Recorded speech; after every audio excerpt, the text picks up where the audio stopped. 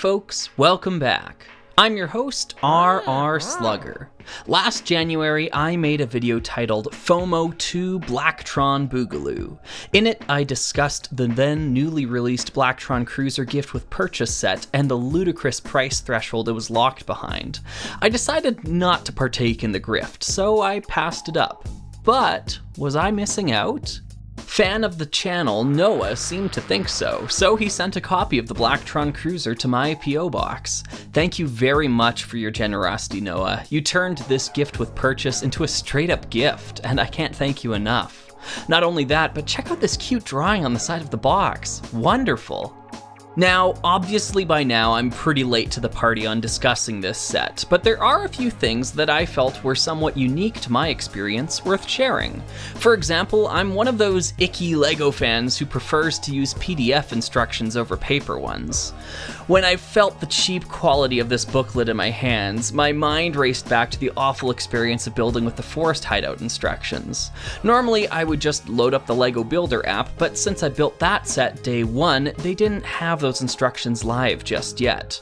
This time, however, I wouldn't have to deal with it given that I was building the Blacktron Cruiser over 7 months after it had released and retired. Except, no, apparently not. These instructions weren't live yet either. What? Honestly, a glaring oversight, intentional or not. Fine, I'll use the paper ones. Despite the medium in which they were conveyed, I actually quite enjoyed the pace of the build here. The instructions struck that tricky balance between coddling you and forcing you to play spot the difference between steps. The build felt old school in a way, especially given the sheer number of times you had to stick 2 identical plates on top of each other. I don't know if this was an intentional callback to LEGO space sets of long ago, but man, I don't miss this. I love old themes like Ice Planet 2002, don't get me wrong, but I mean it when I say those builds could be quite obtuse at times. Even though the pace of construction felt good throughout, it still takes a whopping 94 steps to build the Blacktron Cruiser. I don't think any LEGO set in the 20th century took that many. As a point of comparison, Fort Legoredo only takes around 68 steps, start to finish. It was a different time. Upon assembly, I've got to say that the Blacktron Cruiser is rather nice. Very nice, even. I had a feeling this vessel would look better in person than its promotional art, and I'm happy to say that is the case here. Speaking in broad strokes, it's a great little set, worthy of the name. I've still got more to say about this model though, so let's pivot into discussing design decisions that didn't jive with me. First off, the stickers. I personally have no issue with the fact that the set uses stickers for some of the detailing, though it is annoying that a few of these parts used to exist as prints. With that knowledge, it makes their stickered counterparts feel cheap in comparison. Placing stickers on slopes is never fun, and unfortunately this set does that quite a lot. They feel secure enough for now, so hopefully they don't cause issues down the road. In general, I enjoy applying stickers to LEGO pieces. I know, I'm weird. So it was cool to see the classic upside-down Triforce logo slapped on everything towards the end. The orientation of some of these symbols, however, felt incorrect to me within the instructions. The official model asks for the triangle logos to all face a uniform direction. While this may look pleasing on a design schematic, it frankly doesn't make much sense to adorn a ship like this. Aligning the logos in such a way means that they're only correct when viewed from a head-on angle, but you can't even see the rear decal from here. Doing this means that we sacrifice the logo orientation of every other viewing angle. The only reason this is even passable on the official design is because we're just talking about geometric shapes. Change this out for any other more intricate logo and hopefully you'll see what I mean. This looks odd. Luckily, stickers give us options. I decided to correct this issue when placing my stickers, so the menacing Blacktron logo is looking right back at you, no matter what angle you view it from. I took a few more liberties with sticker placement as well. The instructions called for this yellow sticker to be placed on a dark bluish-gray piece, but the only place a dark bluish-gray piece should be placed is in the trash. A yellow tile looks a lot sharper and allows me to mock with it later, should I want to. Lastly, the sticker on this mailbox was just wrong? Like, it should be this way, not the other way around, right?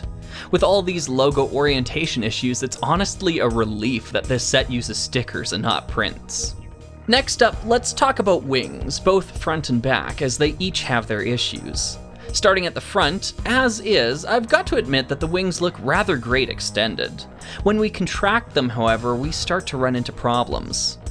I'm not sure how well this is going to capture on camera, but there is a distinct gumminess to this contact point. I have to emphasize, I'm not squeezing that hard.